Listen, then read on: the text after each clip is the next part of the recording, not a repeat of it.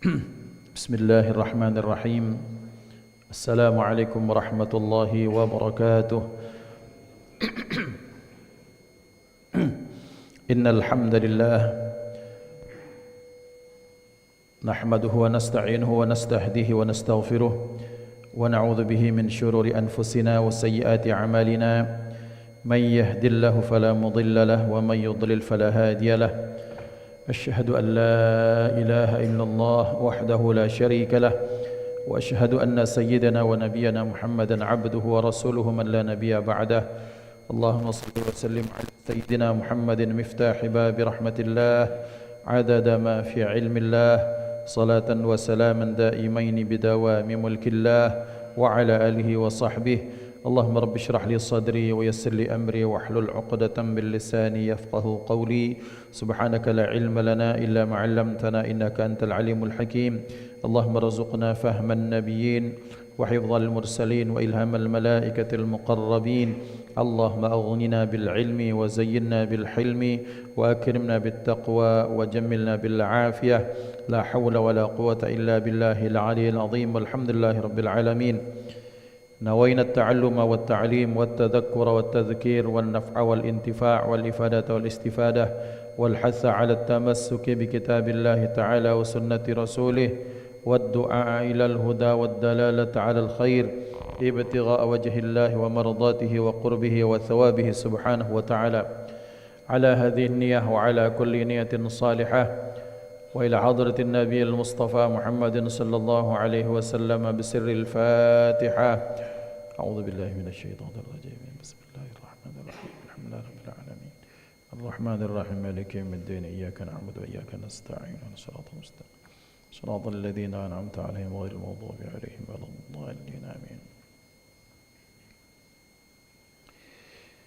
Hadratal muhtaramin yang saya ta'zimi, para alim, para ulama, para fuqaha, para masyayikh, para syiban yang dimuliakan Allah, Ketua Masjid Baitur Rahman beserta jajaran pengurus, Bapak Ibu rahimani wa rahimakumullah. Alhamdulillah, pada hari ini di penghujung bulan Safar, bulan Safar, bulan yang penuh dengan kebaikan. Mudah-mudahan Allah terus mendawamkan nikmat sehat wal afiat, taufik, inayah, hidayah kepada kita sehingga kita tetap terus menjalankan fungsi kita sebagai khalifah dan menjalankan tugas kita sebagai hamba yang berbakti kepadanya. Salawat dan salam Allah limpah ruahkan kepada hadratul Rasul Sayyiduna Maulana Muhammad sallallahu alaihi wa alihi wasallam beserta keluarga, sahabat, pengikut sekalian. Amin Allahumma amin. Ikhwah dimuliakan Allah Subhanahu wa taala, fa insyaallah pada pagi hari ini kita akan melanjutkan kajian kita masih dalam membahas kitab Nasaihul Ibad yang dikarang oleh Syekh Nawawi Al-Bantani. Kita masih masuk pada bab usyari yang masuk pada penghujung dalam kitab ini. Bismillahirrahmanirrahim. Qala al-muallif rahimahullahu ta'ala wa nafa'ana bi'ulumihi fid darin amin. Wa qala Ali radhiyallahu anhu, dan berkata Sayyidina Ali radhiyallahu anhu, wa karrama wajhahu, dan mudah-mudahan Allah memuliakan beliau, memuliakan wajahnya. Al-ilmu khairu mirathin, ilmu itu adalah sebaik-baik warisan. Ruwiya annahu sallallahu alaihi wa alihi wasallam qala, telah diriwayatkan bahwasanya beliau sallallahu alaihi wa alihi wasallam bersabda, akrimul ulama'a, muliakanlah oleh kalian akan ulama, fa innahum warathatul anbiya'i, karena sesungguhnya mereka adalah pewaris para nabi. Faman akramahum faqad akramallaha wa rasulahu, maka siapa saja yang menghormati atau memuliakan ulama, maka sungguh ia telah memuliakan Allah dan Rasulnya. Rawahu At-Tabrani, meriwayatkan riwayat ini atau hadis ini oleh Imam At-Tabrani. Ikhwah ini muliakan Allah Subhanahu wa taala, Sayyidina Ali karramallahu wajhah memberikan 10 nasihat. Dalam konteks nasihat ini beliau menyatakan sebaik-baik warisan adalah ilmu, karena ilmu itu merupakan warisan para nabi dan rasul. Maka ketika seseorang yang merasa bahwa ketika kehidupan dunianya dia sayang kepada anak dan istri, kemudian dia punya tugas dan kewajiban untuk memuliakan anak dan istri dan untuk menjaminkan kehidupannya, maka berarti ini orang berkewajiban salah satunya meninggalkan warisan untuknya. Tetapi ikhwan yang dimuliakan Allah, ternyata warisan itu terbagi kepada dua. Ada warisan berupa harta, ada warisan berupa ilmu. Yang ilmu ini baik ilmu secara dalam konteks yang sering diungkapkan masyarakat, secara ilmu secara duniawi maupun ilmu ukhrawi. Maka ketika orang-orang terdahulu meninggalkan peninggalan berupa misalnya harta, kalau peninggalan harta atau warisan ini tak dikawal dengan ilmu, itu pun akan menjadi sesuatu yang menjadi bencana, bahkan menjadi kesia-siaan bagi yang mewariskan. Karena ternyata dalam kehidupan ini kita telah diberikan satu pemandangan atau fenomena yang terjadi di setiap saat, bahwa antara ilmu dengan harta, maka harta itu kalah dibandingkan dengan ilmu. Maka ikhwan dimuliakan Allah, oleh karena itulah Sayyidina Ali karramallahu wajhah beliau menyatakan sebaik-baik warisan adalah ilmu, bukan pula harta. Maka ikhwan dimuliakan Allah Subhanahu wa taala, terkadang orang di antara kita menganggap bahwa kalau dia punya harta yang banyak, kemudian selanjutnya dia bisa punya investasi yang banyak, maka dia menganggap nanti setelah itu, maka dia punya peninggalan yang setelah itu dia akan tenang setelah akhir hayatnya. Padahal kita tahu dalam banyak kisah bahwa ternyata ada orang-orang yang ketika meninggalkan harta yang banyak, tetapi tidak dibarengi dengan ilmu, baik itu ilmu tentang ketuhanan, baik itu ilmu tentang syariat, baik itu ilmu tentang tingkah laku, maka ternyata ini menjadi penyesalan bagi orang tersebut. Maka boleh kita meninggalkan harta yang banyak, tapi yang paling utama kita meninggalkan ilmu baru harta. Karena kenapa? Karena lihat dalam fenomena yang terjadi, ada orang yang kemudian dia menggebu-gebu memberikan pendidikan untuk anaknya, sampai hartanya ludes habis. Ternyata dengan barokah ilmu, maka ini anak bisa menghidupi dirinya. Tentunya hakikatnya daripada Allah. Tapi dengan berkah ilmu, maka ilmu ini bisa dipakai untuk mencari harta. Maka dengan sebab itu ya ikhwan, kita lihat betapa banyak orang-orang terdahulu. Ini saya termasuk salut ini kepada orang di dusunnya ini, di kampungnya Pak Ketua. Pak Ketua ini di Meranjat itu, orang-orang itu satu rumah tidak ada yang tidak sarjana, minimal satu itu pasti ada yang sarjana ya ikhwan. Artinya mereka mementingkan pendidikan. Harta wajib, harta harus dicari. Tetapi kalau orang hanya untuk mencari harta, hidup hanya untuk harta, yang ditinggalkan cuma harta, maka biasanya akan terjadi perpecahan. Maka berarti benar kata Sayyidina Ali bahwa ilmu itu merupakan sebaik-baik peninggalan atau barang warisan. Ini dalam konteks keluarga.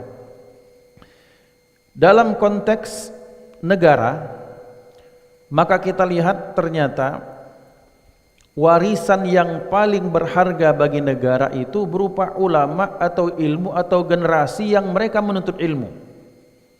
Banyak sumber daya alam, banyak bahan tambang, hasil laut, hasil hutan, hasil bahkan mungkin hasil udara. Tapi kalau tak meninggalkan sumber daya manusia yang punya ilmu, maka bangsa ini akan hancur, tinggal menunggu waktunya saja. Maka kita lihat misalnya banyak di dalam khalifah 700-800 tahun kekhalifahan Islam berkuasa di bumi ini, maka setiap kurun mereka meninggalkan ilmu yang luar biasa, tapi sampai akhirnya ketika kemudian mereka bergelimang dengan harta, lupa akan tujuan mereka, kemudian lupa untuk meninggalkan sumber daya manusia yang berkualitas, maka akhirnya mereka terjajah. Akhirnya Islam yang mereka penguasa tinggal sejarahnya saja. Kemudian negara Eropa yang mereka negara zaman itu mereka masih dalam kegelapan, kemudian muncul revolusi Prancis, masa Renaissance, kemudian muncul revolusi industri, orang ramai-ramai belajar, kemudian mereka menemukan ini dan itu. Dengan berkah ilmu maka mereka banyak menemukan hal-hal baru yang menopang kehidupan bermodern seperti sekarang ini. Maka akhirnya umat Islam tertinggal, Eropa, Amerika menjadi bangsa yang maju. Karena mengapa? Karena mereka memuliakan ilmu. Jadi sesungguhnya ilmu ini merupakan barang pasti. Dikatakan oleh Al-Imam Asy-Syafi'i, siapa yang pengen mendapatkan dunia ya dengan ilmu. Man aradad dunya fa'alaihi bil ilmi. Maka jangan salahkan umat lain. Kalau umat lain teknologinya hebat, mereka negara maju, negara tamadun, negara apapun sebutannya, jangan salahkan bangsa lain, salahkan kita yang kurang menghargai ilmu. Ya kalau negara seperti macam Malaysia dulu belajar di Indonesia, betul, di Jogja itu banyak sekali anak-anak Malaysia dulu, di ITB, di IPB, di mana-mana, di UI. Sekarang anak-anak Indonesia merantau ke Malaysia untuk menuntut ilmu. Kenapa? Karena bangsa kita tidak memuliakan ilmu. Bangsa kita menghargai sekadarnya saja ilmu. Dan ini sudah menjadi satu kenyataan yang tak bisa dipungkiri. Maka berarti kalau bangsa ini mau hebat, mau maju bertamadun, maka harus memuliakan ilmu, menomorsatukan ilmu. Maka mudah-mudahan undang-undang yang katanya 20% bangsa ini APBN-nya harus kepada ilmu dan pengetahuannya, risetnya segala macam, bukan hanya sekedar wacana atau undang-undang saja. Maka ikhwan dimuliakan Allah, berarti bahwa guru, orang yang mengajarkan ilmu itu bukan beban negara. Justru merekalah penopang negara yang mempersiapkan SDM yang baik. Maka dikatakan Syekh Ali Jum'ah, bina'ul insan qablal bunyan, bentuklah manusianya baru bentuk bangunannya, bentuklah karakter orang yang sujudnya baru bentuk masjidnya. Betapa banyak sekarang ini orang mendahulukan pembangunan tower, bangunan ini, bangunan itu, tetapi lupa membentuk karakter manusia yang dilandasi dengan ilmu. Baik ilmu akan ketuhanan tauhid atau syariat, kemudian ilmu tentang ibadah syariat, ilmu tentang akhlak, membentuk moralitas, maka akan sia-sia. Bangunan itu akan tinggal cerita, bangunan akan tinggal monumen-monumen, entah di mana, akhirnya menjadi monumen atau menjadi sesuatu yang terbengkalai karena pembangunan karakternya tak sempurna. Maka berarti kata Sayyidina Ali, sebaik-baik warisan adalah ilmu. Yang dengan ini maka kita akan mempersiapkan generasi yang terbaik. Maka Bapak Ibu dimuliakan Allah, kita menopang anak-anak kita yang hafal Quran bagus. Tapi pun kita harus topang anak-anak, tidak cukup dengan hafal Quran nak. Kamu belajar bahasa Inggris, belajar bahasa Mandarin, belajar bahasa Perancis, belajar bahasa apapun. Setelah itu kamu belajar teknik, belajar ini, belajar itu, supaya kamu bisa menguasai dunia dan selanjutnya dunia dipakai untuk kemaslahatan akhirat. Ini penting, karena jangan sampai umat Islam merasa paranoid, merasa apa? Wah, kami tidak mau dengan ilmu dunia. Tidak ada istilah ilmu dunia, ilmu akhirat. Kembali kita kuatkan bahwa semua ilmu daripada Allah Subhanahu wa taala. Tinggal niat nyawaitunya apa dalam menuntut ilmu. Menuntut ilmu agama untuk cari dunia, ya ilmu dunia itu. Mencari ilmu dunia dalam bahasa dunia, ilmu umum tapi untuk akhirat, ilmu akhirat itu. Maka berarti umat Islam harus mengutamakan ilmu, menopang. Sekarang kita kalau kita tanyakan di mana ada perpustakaan, Ya mungkin perpustakaan cuma dikunjungi sekian persen saja dari penduduk Palembang ini.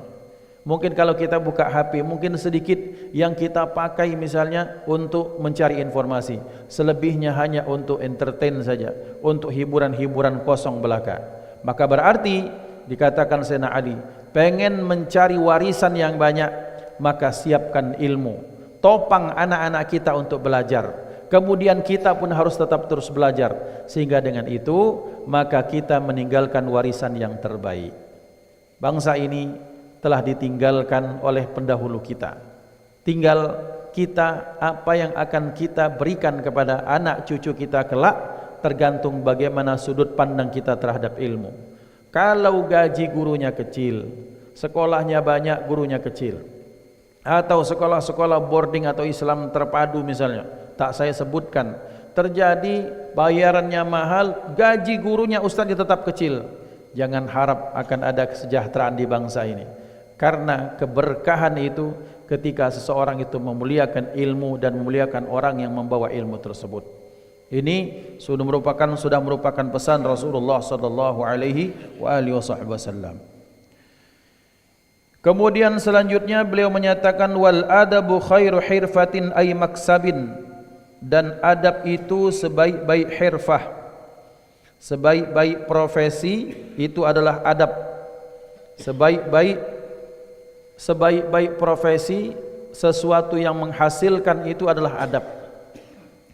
Maksudnya adalah orang kalau dia sudah punya adab, berperadaban, maka bisa dijamin orang tersebut bisa hidup dengan nyaman. Baik adab dalam makna aturan-aturan pribadi maupun adab dalam makna peradaban yang dipahami sebagian orang. Artinya mencapai peradaban yang tinggi, mencapai matlamat yang tinggi, mencapai kemudian hadarah yang tinggi, kebudayaan yang tinggi, maka ini orang akan mendapatkan kejayaan atau kemuliaannya. Kemudian selanjutnya wattaqwa khairu zadin, dan takwa itu adalah sebaik-baik bekal. Kemudian sebekal untuk apa? Lil akhirati, untuk akhirat. Wa aslut taqwa ittiqa'us syirki, thumma ba'dahu ittiqa'ul ma'asi was sayyiati, thumma ba'dahu ittiqa'us syubuhati, thumma tada'u ba'dahu al-fadalati kada min Abid Daqqaq rahimahullah. Jadi Abid Daqqaq seorang ulama merumuskan bahwa takwa itu ada beberapa tingkat. Yang pertama ittiqa'us syirki, yang pertama kita takut akan syirik kepada Allah. Ini merupakan takwa yang paling dasar ketika kita memantapkan tauhid. Kemudian selanjutnya kita menomorsatu dan menunggalkan Allah, maka itu bentuk ketakwaan yang paling sederhana atau paling mendasar. Syirik artinya menjadikan sesuatu selain Allah itu punya pengaruh. Syirik artinya menyamakan Allah sang pencipta dengan makhluk yang diciptakan. Syirik artinya menyatakan bahwa manfaat dan mudarat muncul dari selain pada Allah Subhanahu wa taala. Maka orang yang bertakwa kepada Allah, dia menomorsatukan dan menunggalkan Allah baik dalam i'tiqadnya maupun dalam penyembahannya. Pertanyaannya adalah, banyak sekarang masalah sepele, masalah lama dibawa lagi sekarang. Ziarah kubur katanya fenomena yang terjadi di masyarakat, bahwa ziarah kubur itu mutlak keharamannya. Lah, tidak. Ziarah kubur itu kalau dibarengi dengan ilmu, ya akan menjadi kesunahan. Yang jadi masalah adalah ziarah kubur adalah untuk minta manfaat dari mereka. Misalnya di kami itu ada buyut, istilahnya buyut, ada kubur. Orang da'i, ad-da'i ilallah, seorang ulama wali besar. Kemudian karena tak diketahui nama aslinya, kemudian akhirnya jadi dipanggil buyut. Kemudian datang dimintai nomor, datang kemudian minta kami tidak bertanding, payo tolong buyut anak cucu kamu. Nah ini syirik. Tapi kan kalau misalnya datang nih, assalamualaikum, ya waliyallah, assalamualaikum ya ahlul qubur, mendoakan Allahumma firlahu warhamhu wa'afi wa'fu anhu. Ya Allah, dengan berkah ketinggian maqam ini atau kecintaanmu kepada hamba ini, maka angkat derajat kami. Tak menjadi syirik, ini bagian dari tawassul. Oke, misalnya sebagian tak terima, datang ke kubur, bagian bagaimana supaya kita bisa mengikut manaqib, mengambil poin-poin kebaikan dari orang-orang yang telah terdahulu. Kita bandingkan hidup kita dengan hidup mereka. Orang-orang yang kita anggap mereka itu para pelaku kesesatan misalnya, seperti siapa misalnya? Seperti Wali Songo yang kita sering tuduhkan, misalnya sebagian orang yang jahil dalam beragama menuduhkan ini dan itu. Sekarang pertanyaannya, yang mati saja memberikan manfaat, sementara kita yang hidup belum tentu bisa memberikan manfaat yang banyak. Ini pembelajaran bagi kita. Yang kedua, kenapa beliau bisa didatangi? Ini karena apa? Karena ketakwaannya sehingga menarik hati orang-orang untuk hadir mendoakan beliau. Sekarang pertanyaannya, kira-kira kalau kita mati bakal banyak tidak yang bakal berkunjung ke ziarah ke kubur kita? Maka pembelajaran bahwa sesungguhnya ziarah itu tudzakkiruna bil maut, akan mengingatkan kita akan kematian. Pelajaran ketiga adalah kalau kita ziarah, bahwa ternyata sehebat-hebat seorang waliun min auliyaillah, sehebat siapapun tokoh tetap akan ada akhirnya. Siapa sebut dia, apakah pahlawan, apakah dia tokoh bangsa, apakah dia guru bangsa, apakah dia wali, apakah dia guru, tetap ada kesudahannya. Maka berarti pembelajaran bagi kita bahwa orang yang ziarah ke kubur jangan dihukumkan syirik secara mutlak. Lihat bagaimana zahirnya, bawa kemenyan, bawa ini, bawa itu, minta nomor, minta kesaktian, minta apa, itu baru syirik. Jelas-jelas kesyirikannya. Tapi kemudian datang ziarah kubur, baca tahlil, baca yasin, disalahnya di mana? Kalau baca kitab agama lain baru salah itu. Ini kan yang dibaca Al-Quran, baca zikir, baca wirid, baca kalimat thayyibah, tak ada salahnya di situ. Karena yang jadi masalah itu satu, gampang menyalahkan orang lain, itu jadi masalah bangsa, anak bangsa sekarang ini. Maka syirik dalam tingkatan yang pertama artinya kita meyakini dan mutlak seperti itu, bahwa manfaat dan mudarat semata-mata mutlak atas izin Allah Subhanahu wa taala. Maka kalaupun kita makan, maka kebiasaannya makan, kalau sudah makan itu akan kenyang. Maka rasa kenyang itu adalah izin daripada Allah. Dan kadang-kadang dalam banyak kondisi ada yang makan banyak kemudian tak diberikan kenyang.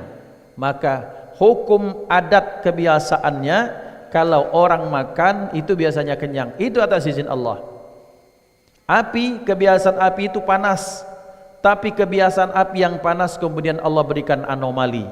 Kadang-kadang dalam sebagian kasus Nabi Ibrahim alaihissalam, kadang para salihin yang kita baca dalam riwayat atau manaqib mereka, kemudian api itu dijadikan hukumnya tak seperti hukum kebiasaan. Atas izin siapa? Atas izin Allah Subhanahu wa taala. Maka berarti ikhwan dimuliakan Allah, kalau orang menuhankan benda, menuhankan asbab, mereka masuk dalam bab syirik.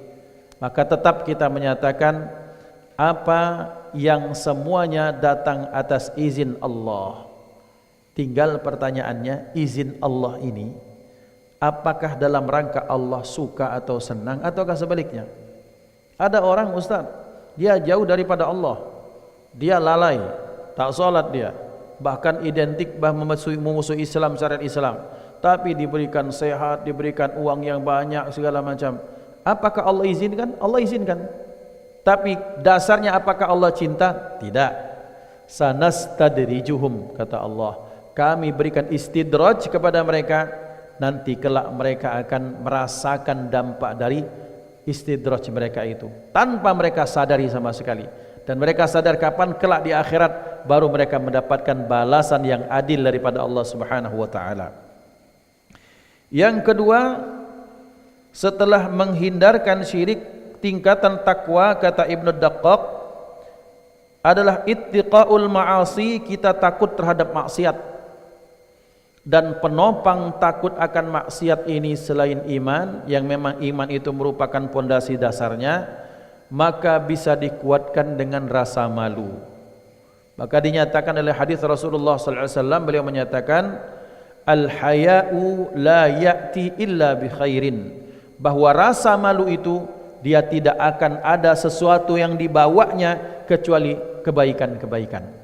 Orang yang punya rasa malu, malu kepada Allah, malu kepada tetangga, malu pada orang tua, malu pada dirinya sendiri, maka dia akan melakukan kebaikan-kebaikan dan meninggalkan kemaksiatan-kemaksiatan. Ngapo tadi kau sempat berantem dengan ibu itu?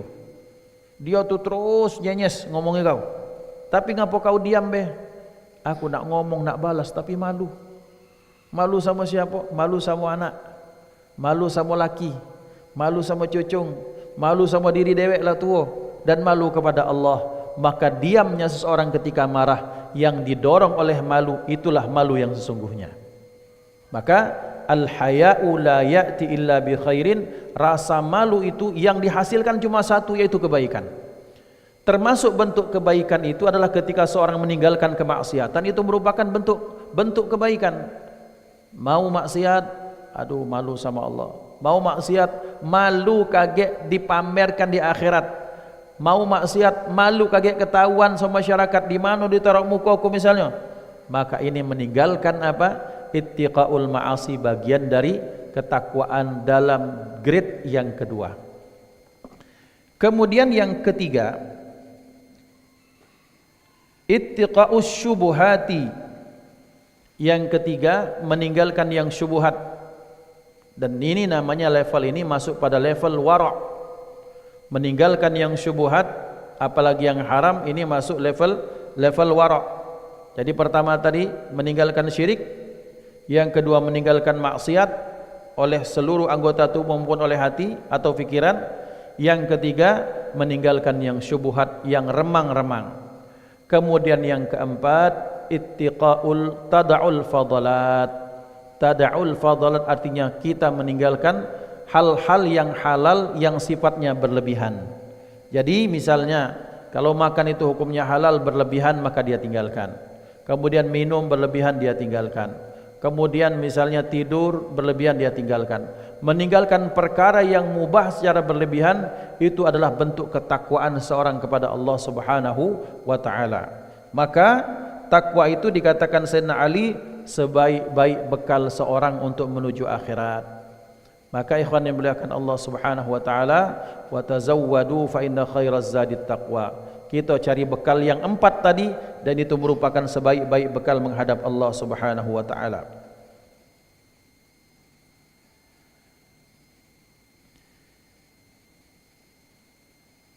Selanjutnya, wal ibadatu wa hiya nihayatu ta'zimillahi ta'ala khairu bida'atin wa hiya ma ta'tu'addu lit-tijarati minal mal. Dan ibadah itu, apa itu ibadah menurut Syekh Nawawi Al-Bantani? Nihayatu ta'zimillahi ta'ala, puncak pengagungan Allah ta'ala, itu adalah ibadah. Dan ibadah itu kata beliau khairu bida'ah, sebaik-baik barang atau sebaik-baik bahan. Apa itu bida'ah? Bida'ah itu adalah sesuatu yang disiapkan untuk tijarah, untuk berbisnis, untuk perdagangan, minal mal, berupa harta. Jadi ikhwan yang dimuliakan Allah, jadi kalau di sini dinyatakan ibadah khairu bida'ah, ibadah itu adalah sebaik-baik bekal untuk berdagang. Ada orang berdagang, barang dagangannya itu namanya bida'ah. Maka orang yang beribadah, salat ibadah, kemudian puasa ibadah, apakah ibadah ini mahdhah, ibadah yang sudah ditentukan syariat, syarat dan rukunnya, ataukah ibadah ghairu mahdhah, segala sesuatu yang diniatkan lillahi ta'ala, maka itu menjadi ibadah. Maka ikhwan dimuliakan Allah, ibadah ini kemudian dilihat dari hukumnya, ada yang wajib, ada yang sunnah. Yang wajib itu tetap tidak bisa digantikan oleh yang sunnah manakala ditinggalkan. Salat wajib, bekerja itu merupakan ibadah. Salat ibadah, kemudian bekerja itu ibadah. Tapi bekerja tidak boleh menghilangkan kewajiban untuk salat. Karena ada ungkapan dulu pertanyaan seseorang, Ustadz, dan saya dengar dengan telinga saya sendiri, ini orang bertanya, Ustadz, sholat itu kan ibadah, kemudian bekerja itu ibadah.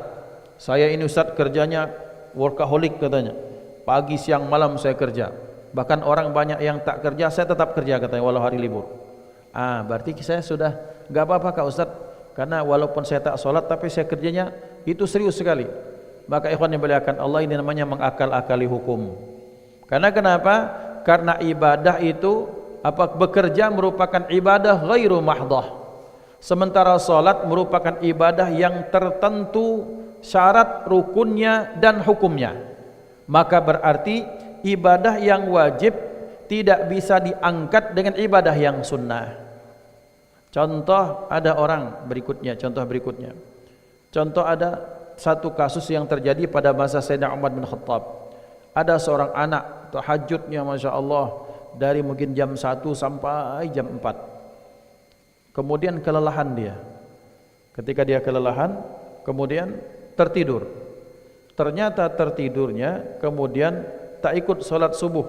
Dan tak sholat subuh, artinya terlambat sholat subuhnya.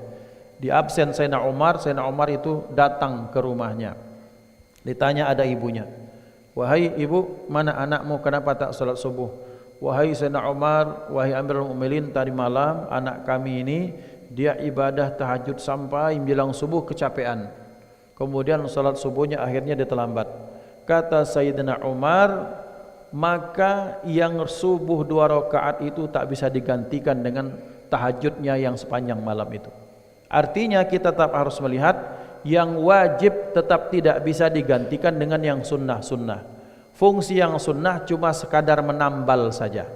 Maka berarti dikatakan bahwa ibadah itu khairu bid'ah, merupakan sebaik-baik barang untuk didagangkan, yaitu dengan Allah Subhanahu wa taala. Maka salat seseorang, berpuasa seseorang, silaturahim seseorang, baca Quran seseorang, kemudian dia bekerja mencari nafkah dengan cara yang halal seseorang, itu merupakan barang dagangannya yang akan dia perdagangkan kepada Allah Subhanahu wa taala. Jadi berarti kalau mencari barang dagangan yang terbaik, maka itulah merupakan ibadah kepada Allah Subhanahu wa taala. Ikhwan dimuliakan Allah, zaman dahulu kalau kita lihat ada kitab-kitab kecil itu namanya Majmu' Syarif, perukunan bahasa orang lama dulu.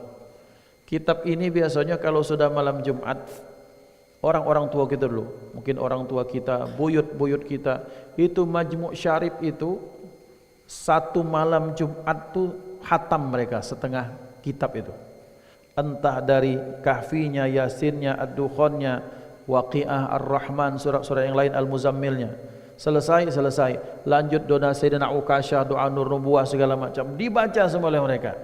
Nah, ini namanya mereka adalah orang yang punya banyak barang dagangan untuk diperdagangkan dengan Allah Subhanahu wa taala. Jadi kalau kita ingin melihat orang yang nanti kelak di akhirat banyak menguntungkan barang perdagangannya, mereka adalah orang-orang yang banyak ibadahnya kepada Allah. Artinya kalau orang beribadah tidak akan ada ibadah yang sia-sia di mata Allah. Termasuk apa? Sedekah yang dikeluarkan itu merupakan ibadah kepada Allah, perdagangan dengan Allah. Baik ibadahnya, sedekahnya di sini misalnya untuk masjid ini, entah untuk hari Kamis nanti, entah untuk hari Jumat, entah untuk kegiatan pembangunan masjid, tidak akan ada yang sia-sia di mata Allah Subhanahu wa taala. Wal amalus salihu khairu qaidin ilal jannati, dan amal salih itu sebaik-baik penuntun ilal jannati, ke surganya Allah. Bapak Ibu, kita sudah tahu dan sadar bahwasanya masuk surga dengan berkat rahmat Allah. Tapi dengan amal saleh yang dilakukan, maka tingkatan orang tersebut disitulah akan kelihatan tingkatan levelnya di surga kelak. Surga itu ada 7 atau 8, tapi tingkatannya dalam riwayat sesuai dengan bilangan ayat Al-Quran. Sesuai itu 6 ribuan sekian, atau bahkan bisa lebih lagi. Dan setiap tingkat itu dalam kitab dijelaskan antara satu derajat dengan derajat berikutnya itu antara langit dengan bumi. Jadi ikhwan yang dimuliakan Allah Subhanahu wa taala, apa fungsi amal? Satu, fungsi amal saleh yang kita lakukan adalah untuk mengundang rahmat Allah. Seperti pernah dianalogikan seperti ini, ada 40 murid. Maka 40 murid ini anggaplah ini sekolah teladan. Di kelas itu semuanya anak rajin. Tapi dari sekian yang rajin pasti ada yang paling rajin. Maka yang paling rajin ini biasanya mendapatkan perhatian khusus. Orang-orang yang banyak beribadah kepada Allah, maka mereka berhak mendapatkan perhatian Allah Subhanahu wa taala. Maka dengan itu mereka mendapatkan rahmat. Dengan asbab rahmat itu mereka dimasukkan ke surga. Dan kelak ketika ditanyakan, ada seorang murid bertanya kepada gurunya, "Wahai guru, kalau kemudian amalku ini tak memasukkan kepada surga, apa fungsi amal?" Maka kata ulama tersebut, fungsi amal adalah untuk membedakan levelmu dengan yang lain. Maka sama-sama di surga tapi berbeda tingkatannya. Sama-sama di jannatul ma'wa tapi berbeda tempatnya. Sama-sama di misalnya di Jannatul Naim, berbeda tingkatan masing-masing. Surganya si Firdaus Rasulullah itu berbeda dengan surga para nabi yang lain, tetap berbeda ya ikhwan. Berarti surga itu bertingkat-tingkat sesuai dengan tingkatan amal solehnya masing-masing. Maka amal soleh merupakan sebaik-baik penuntun menuju surganya Allah Subhanahu wa taala. Wa husnul khuluqi khairu qarinin li sahibihi fid dunya wal akhirati. Dan akhlak yang baik merupakan sebaik-baik teman bagi empunya akhlak itu, baik itu di dunia maupun di akhirat. Maka Rasulullah SAW bersabda, "Aku menjaminkan surga bagi orang yang meninggalkan meninggalkan bohong sekalipun itu tujuannya untuk bercanda. Aku menjaminkan surga di bawah," kata beliau. Kemudian aku menjaminkan tingkat pertengahan, wasatil jannah, bagi siapa? Bagi orang yang meninggalkan perbantahan sekalipun dia dalam posisi yang benar. Dan aku menjaminkan surga bagi derajat yang tinggi, yang level puncaknya di surga kelak, bagi siapa? Bagi orang yang akhlaknya baik. Maka berarti ya ikhwan, orang yang berakhlak baik di dunia dia selamat, di akhirat dia mendapatkan kemuliaan. Maka peribahasa di mana bumi dipijak, di situ langit dijunjung, itu menggambarkan husnul khuluq. Maka ikhwan yang dimuliakan Allah, orang yang punya husnul khuluq, akhlak yang mulia, maka walaupun kecil dia akan dihormati, yang besar dia disegani. Dia kaya, dia semakin dita'zimi. Yang walaupun dia miskin atau kecil, maka orang tetap akan menghargai. Berkah apa? Berkah akhlak, ucapannya, tingkah lakunya, bahasa tubuhnya. Maka anak yang berakhlak, di antara sekian anak, kita tetap akan sayang kepada anak yang kalau kita datang dia cium tangan, kemudian dia ngucapin salam, kalau dia berangkat izin dia minta izin, dia cium tangan. Itu tetap akan beda di mata kita dibandingkan dengan anak-anak yang lain. Pun begitu juga orang tua di mata orang tua yang lain. Kita teman sepantar, ada kawan yang terus misalnya meremehkan kita, ada teman yang menghargai kita, tentunya kita akan memilih teman yang lebih menghargai kita dibandingkan yang sering meremehkan kita. Itu sudah hukum alam. Maka Rasulullah sallallahu alaihi wasallam diutuskan ke muka bumi ini adalah untuk menyempurnakan akhlak manusia. Itu salah satu tujuan utama beliau diutus ke muka bumi ini. Wal hilmu ay wa huwa at-ta'anni minal umuri wa husnil hayati khairu wazirin ay mu'inin fi tadbiril umur. Dan kelembutan itu dalam perkara itu khairu wazirin, sebaik-baik menteri atau sebaik-baik penolong dalam kita menyelesaikan perkara-perkara. Bahasa sederhananya seperti ini. Rasulullah sallallahu alaihi wasallam bersabda, tidak ada sesuatu di situ ada kelembutan kecuali Allah akan hiasi itu.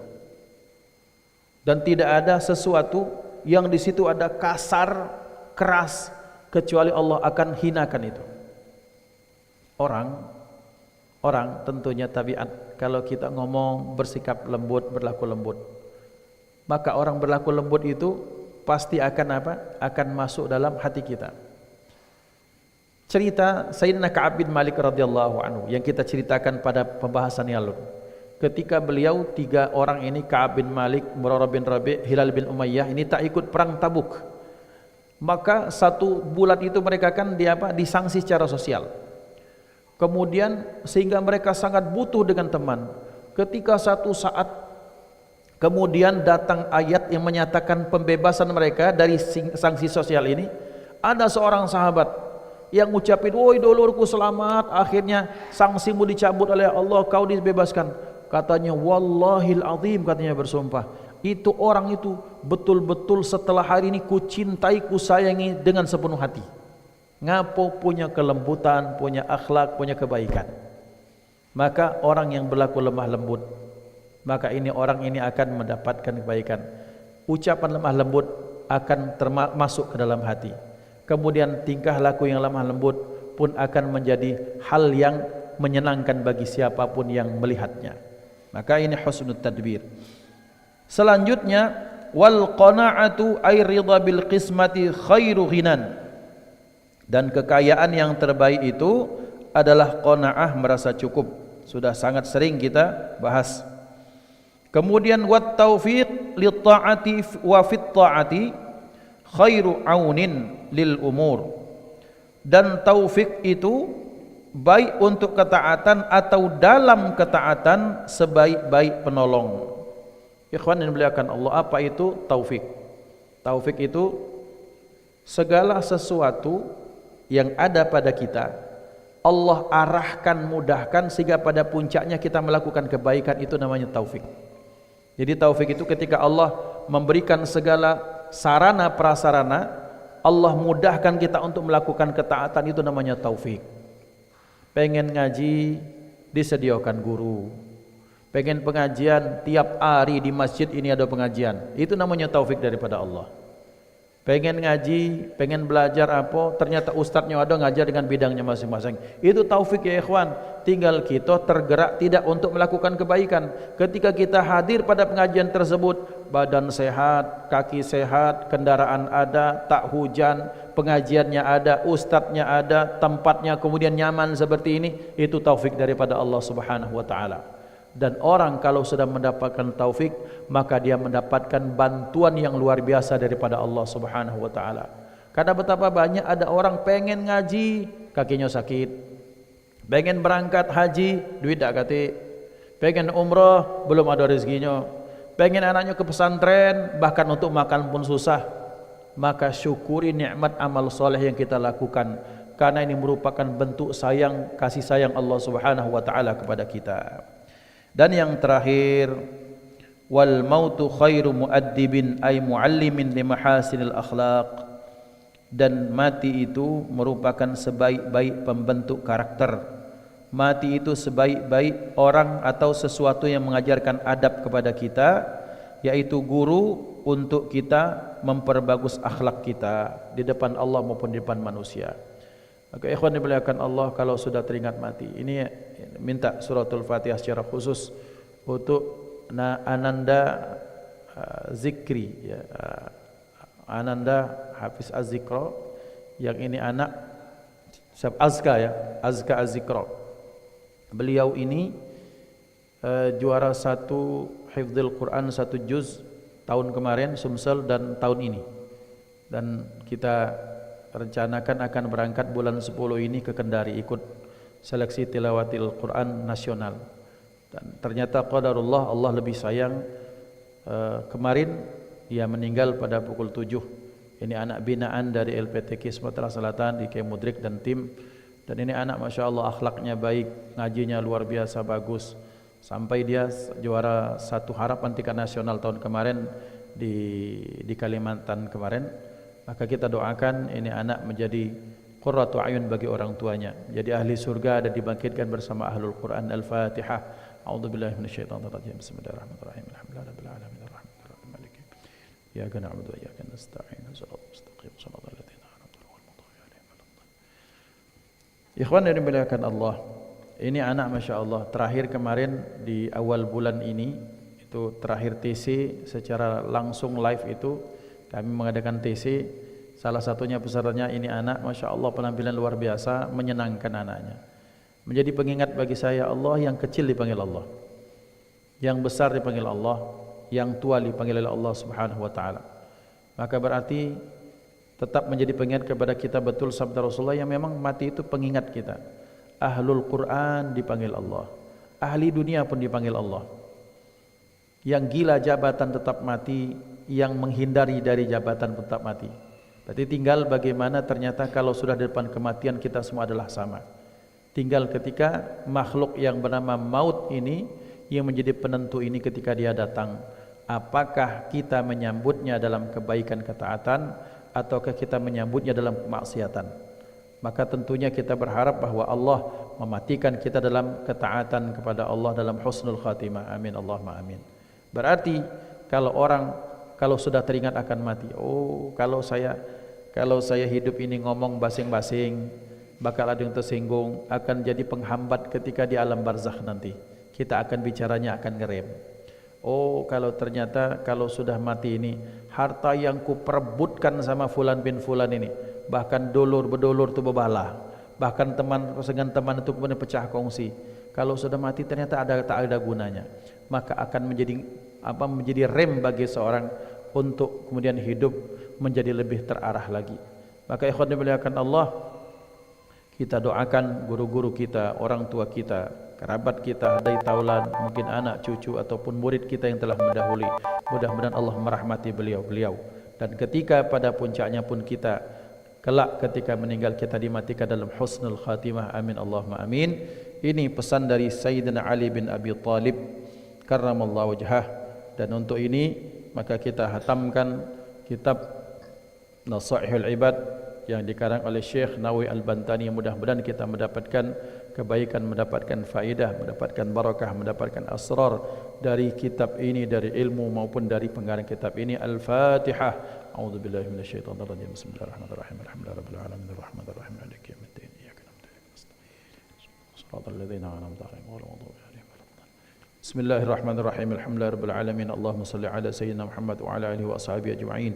Allahumma ij'al jam'ana hadha jam'an marhuma wa tafarruqana min ba'dihi tafarruqan ma'suma wa la taj'al fina wa la minna wa la ma'ana syaqiyya wa la matrudan wa la mahruma. Allahumma hdina bihudak waj'alna mimman yusari'u fi ridak wa la tuwallina waliyan siwak wa la taj'alna mukhalafa amraka wa 'asak wa hasbunallahu wa ni'mal wakeel.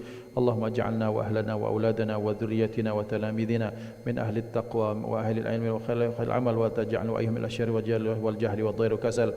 Allahumma barikna fi auladina wa banatina wahfadhhum wa la tadurruhum wa wafiqna li ta'atika warzuqna birrahum bihaqqi rabbana hab lana min azwajina wa dhurriyyatina qurrata a'yun waj'alna muttaqina imama. Rabbana atina fid dunya hasanah fil akhirati hasanah wa qina adzaban nar. Wa sallallahu ala sayyidina Muhammad wa ala alihi wa sahbihi wasallam. Walhamdulillahirabbil alamin. Hadanallahu wa iyyakum ajma'in. Thumma assalamu alaikum warahmatullahi wabarakatuh.